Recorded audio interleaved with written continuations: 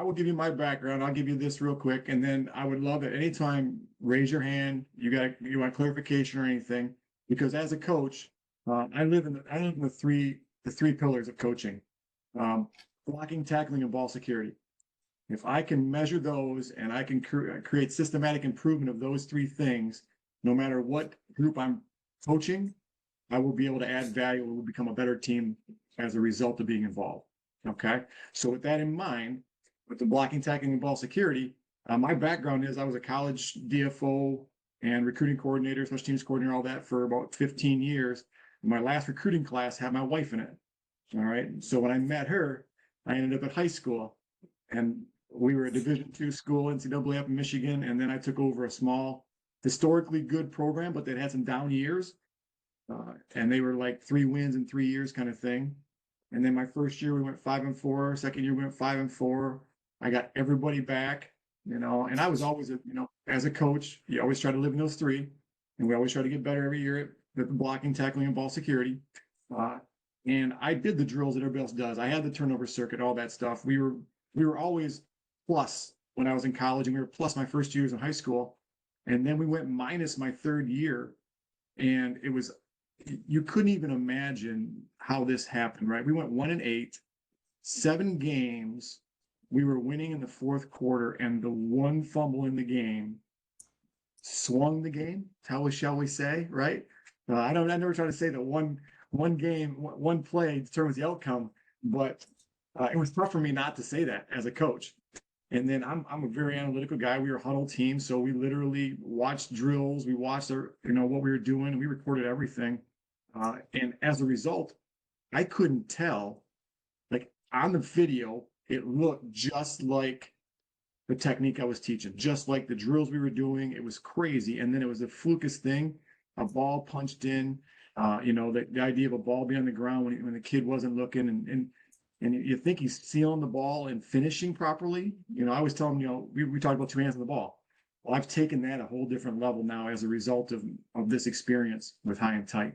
But no, we all say it, but what does high and tight truly mean? And so we had to break down the whole antithesis of this. We had to break down exactly what ball security looked like, and then how you actually measured it. And I was one of those coaches where my fingers are messed up because I was always a punch guy. I'd have the agile bag, and I'd be trying to smack it out. And then as I got down to it, I pulled in the resources after this experience happened in high school. I pulled in the resources of basically about a half a dozen guys that are much smarter than me, all the way up from the late Gary Brown, that you guys know him. He was a running back in the NFL. He coached Ezekiel Elliott, the Cowboys. He succumbed to cancer 2 years ago. But he was instrumental. Otis Wilson, who coached over 20 years in the NFL, he actually had a study of every carry of every running back he ever coached. And we talked about technique. We talked about the measuring things. And as a result of my experience with those guys, I've now been brought into Power Fives and on the down low, because nobody wants to talk about, who's working on ball security or what they're doing. It's incredibly secretive. But I have worked with teams on analyzing what they teach, how they teach it, and then more importantly, how they measure it. Because that ultimately comes down to it is I've taken it down where I break it down to people for measuring of it, the idea of technique, so a T, exposure for an E, and then an awareness of movement for an AM. So I measure ball security with an acronym called TEAM: technique, exposure, and awareness of movement. And we have now taken it to the point where we add right into who uses huddle as grading? Show of hands. Who uses huddle as grading? Nobody grades off their film off a huddle. Okay, a couple guys. All right. If you're not, I would say if you're not grading your film, I know it's tough because you're understaffed and all that in the high school and small colleges, but if you don't give measurables, then how do you determine change, and how do you determine improvement? And really, then how do you determine who the best person is at what you value? And I tell everybody all the time, if you value ball security, then you should measure it. And how we measure it very simply, and I think this is probably the most important takeaway as we do this. Go to the screen, share. Okay, can you see highandtight.com? Can you give me a little thumbs up? You got that? We got that? Okay. So I'm going to flip over to my grading scale that we use. Okay. And everything that I'm going to talk about here is on here in videos. So this is really a resource. The idea of what we teach and how I teach it, the hold, everything like that. I'm a split finger guy, and people, the first time a guy said to me, "Hey, I don't care what I teach. I don't care how they do it." And then immediately, that's a guy that I'd like to coach against, because kids are going to do what they're comfortable with, and as a result, their habits is what you see, and then so it's repetition becomes habit becomes character, and character is what you rely on. And we're going to win the tournament battle against a coach that doesn't teach technique. We are. It's a fact of the game. So before I can measure it on them, Tom, excuse me, go back to those things. Where are they accessible?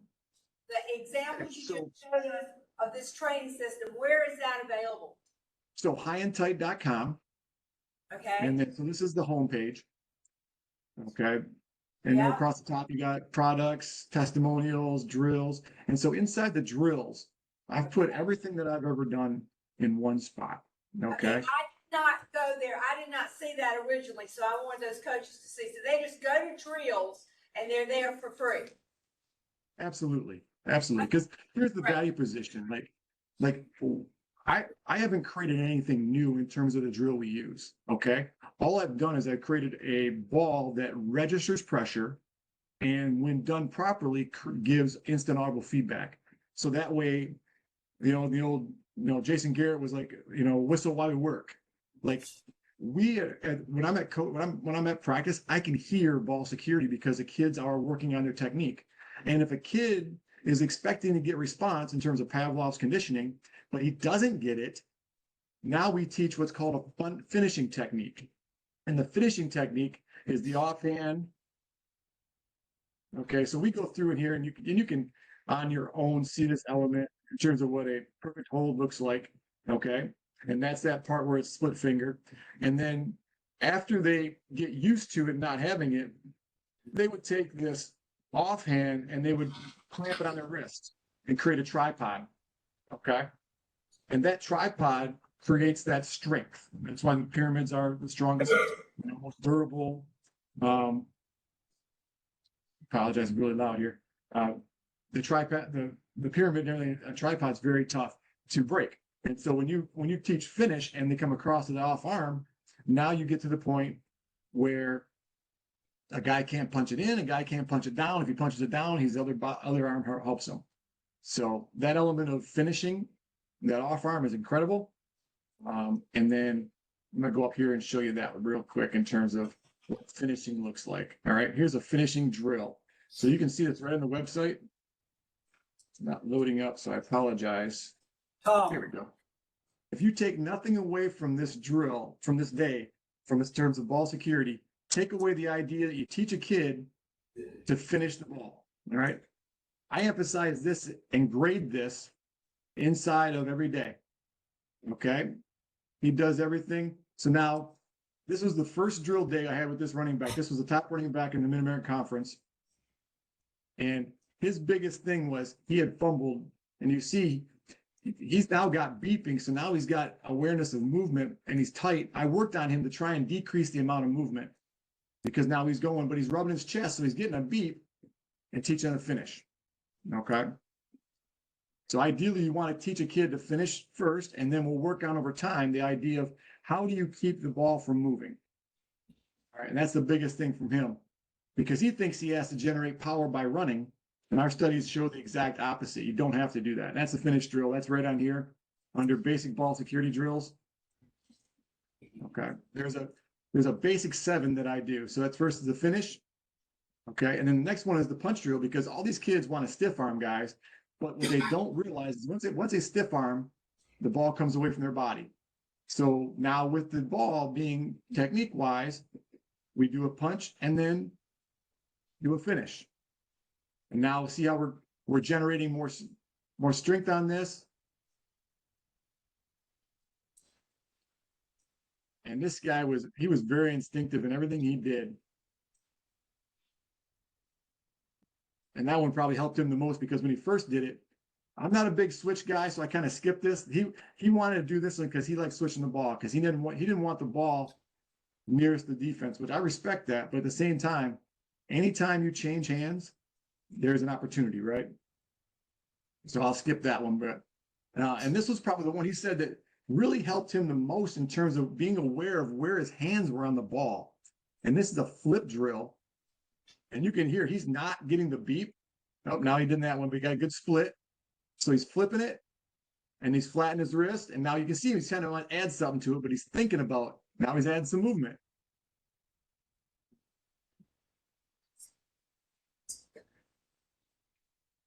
Yeah, and if he doesn't get the beep, then we talk about finish. But everything starts with and ends with the finish. And now, for those that have been coaching a long time, you know, this, what I'll say next is one of those obvious things. The three most common ways, the three most common experiences where the ball gets knocked out and the ball gets in the ground in terms of true fumble, right? The athlete's going down to the ground. The athlete is got his hand and eyes on something else. Your inside zone, your outside zone, he's got his hand on the blocker, and all of a sudden someone comes up and punches it through. Or if he's fighting, effort is on breaking away, it's not on what's going on, a guy punches it out. Okay. And then the third one is he just flat out gets run down from behind because he doesn't even aware the guy's closing on him. You know, the old Steve Tasker for those that are old, DK Metcalf for those that are young. But this is one of the greatest ways to create a habit of going to the ground is getting the beep as he's coming down. So it's constant pressure. And as a result, see how his elbow can't flare out if he's going to get response. He's switching here, going back to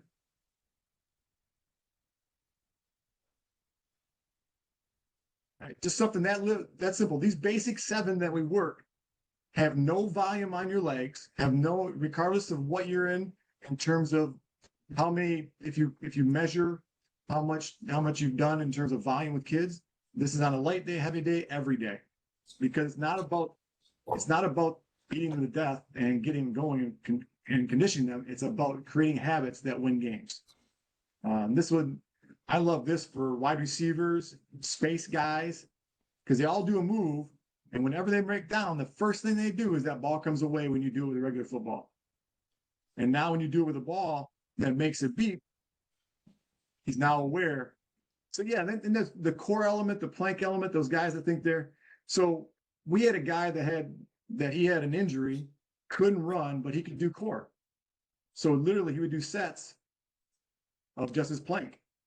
It was not an impact on his body. He just worked on this, the element of working on core as part of his return to play. Because we have to condition kids to be less aware of their self, right? That's you want to be selfless. And then, yeah, coach, this is the goal you have right here. This is a little test, see how strong they are. Kids love it now. We call it Creed now because they don't know what Rocky is, but they know what Creed is. Yeah. Yep. And so we have complete workouts on here for them. And then modifications. You know, and he does a good job of getting it set. And when you watch these guys, the biggest thing you're looking for, I was working with Rod Woodson, who's probably arguably created more fumbles than anybody in the Hall of Fame. And my first conversation with him was all about the space. He looks for gaps. He looks to wrist. I'll stop sharing so you can see me. Stop sharing. There we go. He looks to wrist and then elbow. Everybody sees elbow, right? When the ball's out to your body. Okay. Everybody sees elbow away from it. But he looked to wrist because that was the biggest gap. Guys would, you know, come on top of the ball and create a weakness. And so he would punch, rip, pull. Okay. And then that idea of what you teach them and how you teach them, the team, we measure and we grade it. So inside, this was literally downloaded from Huddle, you know, because we do all of our grading and filling in right here, the down and distance, all that. So you can export this, and then grade these efforts right here. Oops. Sorry. Oh, I'm not sharing, am I? Apologize. So I just flipped over, and this is a download from Huddle. This is my grading system from 2019, my last year in college. And so literally, this section was team. How much do you protect the team? Your technique, we define technique as split finger. And the reason we talk about split finger is because think of equal distribution of weight and pressure, and that's half your body with half of your fingers on there with one side and half on the other, and then flip it on the other end. The reason when we would do our turnover circuit, we love the guys who had their finger on the tip. Let me grab a ball real quick. There's that finger on the tip. That's probably the most common thing that people do. Okay. And then quarterbacks usually end up like this. And then really good running backs end up like this. Because when we would teach turnover circuit, one of the first things we would do is we would attack fingers and get it on one side. And now you've weakened the hold. Okay. The next thing was elbow and pull it up. And then the next guy was punch. Because there's no way that I can keep a ball securely here because I have greater force placed on it with the punch than I do with the hold. Okay, does that make sense? Questions on that?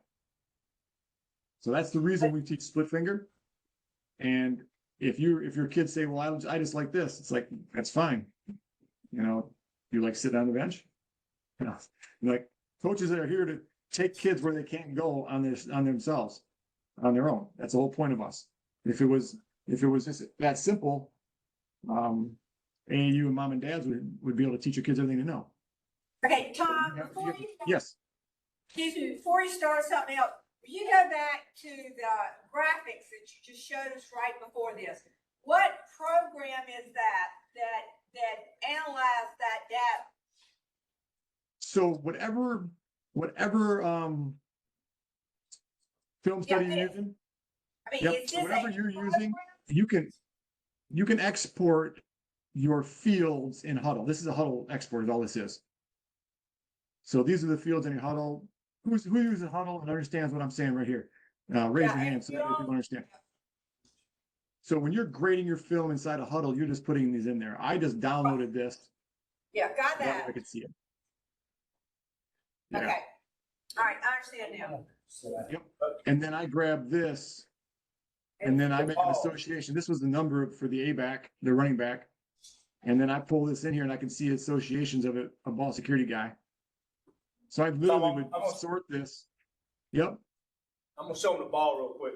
Like you gotta be real specific on how you actually hold the ball based upon the sensors that they got in. If you're holding it right, hear the beat, the buzz. Now, the one thing that we've learned playing with it is you can quickly hold it right, but then let the pressure off of it. In order to maintain it, you have to keep that pressure through it. And you're talking about the finish drill here. But it has to be right. If it ain't right, it will not buzz. It's a little bit heavier ball than a normal ball, so you get that in there as well.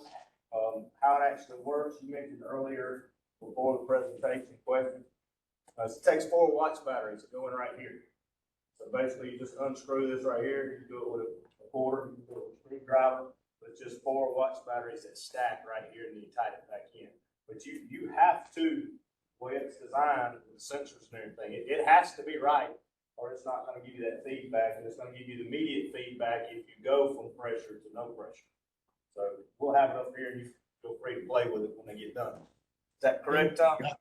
100%. And I know, as I was saying, emphasis, and I'm not a salesy guy. I apologize. My wife gets mad at me because from a coaching standpoint, if I want to be salesy, what I'd say to you is, who uses slippery skins? Who, puts those polypropylene sleeves in the footballs they have? And then who uses weighted balls? Who uses the tug pull things? All these different apparatus that you use to teach ball security, quote unquote. I've just taken them all and put them into one spot. The ball is a little heavier, like Coach said. It's 1.6 and regular ball's 1. So I made it only 1.6 because that way I use quarterbacks to throw it and warm up with it because it's great on their rotator cuff, just a little bit extra. They use a ton in terms of their wrists and their proprioceptive warm up. And then for pitching, because we were an option team. So my whole heart and passion was, how do I make it difficult? You know, if you're a coach that's ever put, water balls, you hear the college guys that say every Thursday we use water balls. Well, every single day we use a slippery ball. So it's got that slippery skin on it. So it's designed not to be easy to carry. If you guys are familiar with one of the longest standing tenured offensive line coaches in the NFL was Paul Alexander at the Bengals. He's now retired. He was my coach as a freshman in college. And so when I saw him when I launched this, he was at a clinic. He's like, Tom, give me that ball. I want to use that ball for my O-line drill. And he gets in there and he gets the O-line up there and they start doing the gun snap. And he's like, holy cow, this is hard. I'm like, yeah. So we did every day. We did QB center exchanges with it and did our inside period with it. And then when the guys weren't in, because we had a ton of guys, when we weren't in, they were on the side with it, creating habits that win games. And so guys that come off, they'd catch a ball, catch tuck, get beat, finish, and create that habit. Because as coach was talking about, like, if you don't get it, that tells you as much about the holding technique and the next step as anything else. Because if you don't get it, don't clamp down because you're not going to do that in a game. If you don't get it to beat, teach the finish. Because guaranteed, if they finish technique every single time they have the ball in their hands in a game, repetition becomes habit, habit becomes character, and character is what you see. You either coach it or you allow it. Once you do that and create that habit with them, they will now do that in a game, finish, and you will never fumble again. My last go round in college, it was 506 carries without a ball on the ground. I'm not talking about fumble. I'm talking about on the ground. And that's really what I measure when I go and consult with people is you take all your clips of a ball on the ground. If you're not measuring those and tagging those, then I think there's an easy way to make you a little better team in ball security is have a tag, whether it's ball out or ball in. And like an incomplete pass that touches the hands, that's a ball on the ground. Then you analyze and say, why is it a ball on the ground? Is it a catch tuck element? Is it a triangle tip tuck? What can you take away and teach off of it to make your kids better? Because they all have habits, good or bad. Okay. So as you watch, this is on the main page of the home. So you go high and tight, and maybe you guys can pull it up and watch it when I get done. And that we have I have audio. But on there is we were teaching. They caught the video of like us teaching because, where is it? Here we go. So the next guy is the one I want to show you where you got the split finger on it right here. So the idea, if you can see this, how you can see the tip, he's got the split finger and how there's an X between it. So my last 2 years in college, we had 2 balls in the ground from our skill. Like we had 0 fumble from our running backs, 506 carries multiple years. We had 2 fumbles my last year in college, and they were both our wide receivers because they had habits, right? One, we're in 4-minute drill. All we got to do is get a first down and we win the game. And the kid fights for the yardage instead of just securing it. The ball gets punched out. They go down, they score, they beat us. And then the other one is he's going in to score. He reaches out, and it's the old DeMatt Jones element, punches it out, and it's gone. But those takeaways is if they had habits of split finger and then finishing, and our wide receivers were our biggest culprit in terms of technique. They graded out terrible in technique for ball security because they would always just go with their finger on the tip. So we emphasize split finger. And then if you look at that in terms of a catching element, and so when I teach catching, we think a triangle, and then we saw tip tucks with tip into the tuck. And now when you're tucking it away, if you can see me, if you're doing split finger and you see how there's an X between created by the seams, I have kids tell me when they go tuck, whether or not they have an X or a cross. See, the cross is like this. See, straight up and down is a cross. And then when you have your hands like this, it's an X. I have them measure and tell me if they're, because kids don't look the ball to the tuck. That's the number one thing. They want to look and make a move, find the guy that's going to hit them. So I have them tell me X or cross. So they're looking it in. And then the next part is if you do with our ball, a cross will not give you any feedback because you're not on the seams of the foot, or you're not on the panels of the football. And then if you've ever seen a kid fall to the ground and a ball squirt out, it's because he falls on the seams of a football. And I had a leather guy, a guy that works with footballs from, like Rydell, tell me, he goes, because I was explaining to him what I was trying to accomplish in terms of getting feedback and teaching technique. And he said to me, son, you're holding the ball wrong. And I said, what do you mean I'm holding the ball wrong? He goes, you got that seams of that ball right between you and the body. He goes, you will never compress a real football. He goes, that's the spine of a football. And the reason it has its form is because of the double stitch cowhide. He goes, you will always, when you press down, the ball will pivot and rotate, causing an uneven hold and then therefore making it susceptible to fumbling. I was 42 years old when he told me that. And I was like, you got to be kidding me. I'd never had anybody tell me that before. But he was a leather expert. He wasn't a football coach, And so now it's totally changed me. Like I taught my kids in college what a perfect hold was, which was X. So I panel the forearm, panel the chest, and then I'm compressing and get my feet. And then when they didn't have this, I literally, God's honest truth, Daryl Roman, he was going second level, and all of a sudden he's out in the middle of nowhere, and he clamps down and does finish, and there's nobody around. And I was like, Dave, why'd you clamp? Why'd you finish? He goes, I didn't have the ball set right, coach. I'm like, what do you mean you have set right? He goes, I was on the panel, like I was on the seams, I could feel it. And I was like, nah, you couldn't hear it, you couldn't feel that. He goes, I could feel it, coach. He goes, quarterbacks don't look for the laces, they feel it. He goes, I could feel that I had him. And now this kid is the kid that you all want to coach because he does exactly what you ask him to do, and he goes above and beyond every time you ask him to do something. So that's not the norm, but if they're using the ball and they're not getting the beep, they all can do this and create that finishing technique. Okay? So that's the element that allows you to be successful and create habits that win games. Questions, because ultimately you've got the ball there. If your biggest takeaways is measure ball security, use technique, exposure, and awareness of movement as your measuring tools. Okay, the kid that does all this and he thinks he got it high and tight, it's just a matter before it goes out. Okay. I think I've got, you got all your resources on here, everything you need. My contact information is down in here. Yeah, that's what I would, tell us if they want to buy one, where they contact you, who they contact, and how much does it cost? Oh, so that the cost part is really reasonable. So if you go online, you can look in here. I was right here. I was on the homepage of highandtight.com, all spelled out. Okay, I rolled down here, and right here is your high school one. You just click on this, 119, add to cart, you can pay online. If you're one of those coaches that need to do a PO, then just reach out to me. And all your information is on the website. And unlike a lot of things, Tom answers the phone himself. Yeah, It's on the ball. Keep it pumped up. How do you pump it up? Is it like a normal? Hey Tom, how do you pump up the ball? What's the maintenance on the ball? Like normal ball's gonna go flat, stuff like that. No, this is a unique situation. This one actually it's a foam core that allows us the density part of it all. Got it. My information is right in here on the bottom of highandtight.com. Okay.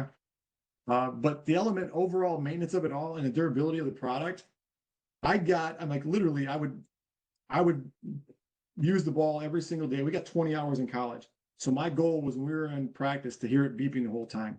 My kids that were grading low in ball security, they did dynamic with it. Those kids and then as they're going and we got, 3 or 4 rotations going, the guys on the sideline, or they're going to get a drink, they have the ball in their hand beeping. Like it was literally, my head coach always would give me a hard time. He goes, I can hear you working on ball security, and it was kind of like tongue in cheek, but the reality was true. He was listening to it because he hears a beep. So the foam core allows the pressure sensors to register and then therefore gives it support and protection. The only way the ball really, the negligence is cold and extreme, right? Extreme hot.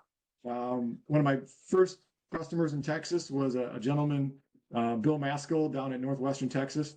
And if you've ever been to his place, man, it's hot. Like, I've been to 29 Palms in the Marine Corps and they had nothing on that place. He left the balls out in a Texas afternoon and he come back and he's like, Tom, like it melted, like the seams melted. I was like, yeah, it was 148 degrees on his turf. So don't leave them sitting out and then don't let them get frozen. All right. Cause any extreme temperatures, we can damage it all. And then the other part is neglect from the kids trying to squeeze it too hard. There's on my website, there's pictures of a couple NFL guys and they're just flexed, right? They're not working technique, they're working brute strength. And that regard is, it's not realistic to how you're going to play. So don't create that habit. Like if it's not comfortable and you can't beep, finish.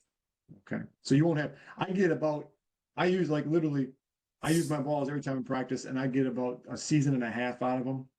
And then I have to change batteries or just from, kids falling out and stuff and damaging the sensor every now and again. But once you're a high and tight guy, just call me and we take care of you in terms of price so that way you're not paying retail on the way out the second and third time. I've got coaches that, have already got, they're in their third batch because they're at the third school.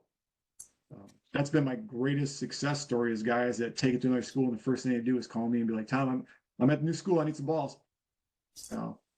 My biggest obstacle when I launched was the fact that it became competitive advantage.